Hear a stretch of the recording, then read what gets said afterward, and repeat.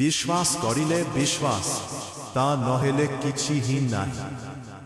শ্রী শ্রী ঠাকুর জননী মনোমোহিনী ଦେବୀଙ୍କ ପ୍ରୟାଣ ପରେ ପାବନାରେ ଶ୍ରୀ ଶ୍ରୀ ଠାକୁରଙ୍କ ବିରୁଦ୍ଧରେ ଯେଉଁମାନେ ଅପପ୍ରଚାର କରୁଥିଲେ ସେମାନେ କୁହାକୁହି କରୁଥିଲେ, ଯାହା କିଛି କୌଶଳ ଠାକୁରଙ୍କ ମା ହିଁ ଜାଣୁଥିଲେ।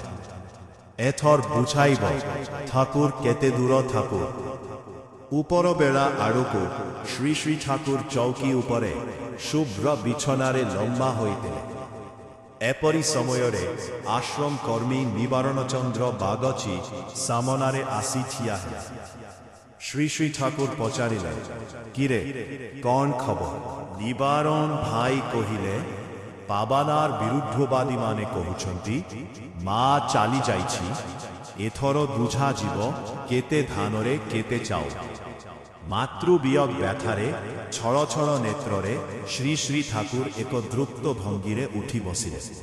ତାପରେ ଉଦାତ୍ତ କଣ୍ଠରେ କହିଲେ, ନିବାରଣ ଯେଉଁ ନିୟମ ଧରାଇ ଦେଇଛି ପୃଥିବୀରେ ଏପରି ଜଳ ନାହିଁ ଯେ ସେ ନିଆଁକୁ ଲିଭାଇବ।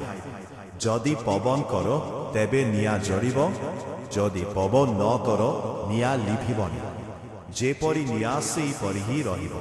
ଯେଉଁମାନେ ଯେତେବେଳେ ପବନ କରିବେ ସେତେବେଳେ ହିଁ ତାହା ପୁଣି ଜଳି ଉଠିବେ। ମୁଁ ଶୈଲେନ୍ଦ୍ରନାଥ ଭଟ୍ଟାଚାର୍ଯ୍ୟ ସାମନାରେ ଠିଆ ହୋଇଥିଲି।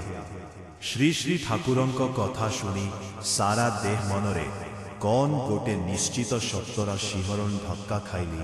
ଶ୍ରୀ ଶ୍ରୀ ଠାକୁର ଆମମାନଙ୍କ ଆଡ଼େ ଚାହିଁ କହିଲେ, ବିଶ୍ୱାସ କରିଲେ ବିଶ୍ୱାସ, ତା ନହେଲେ କିଛି ହିଁ ନାହିଁ।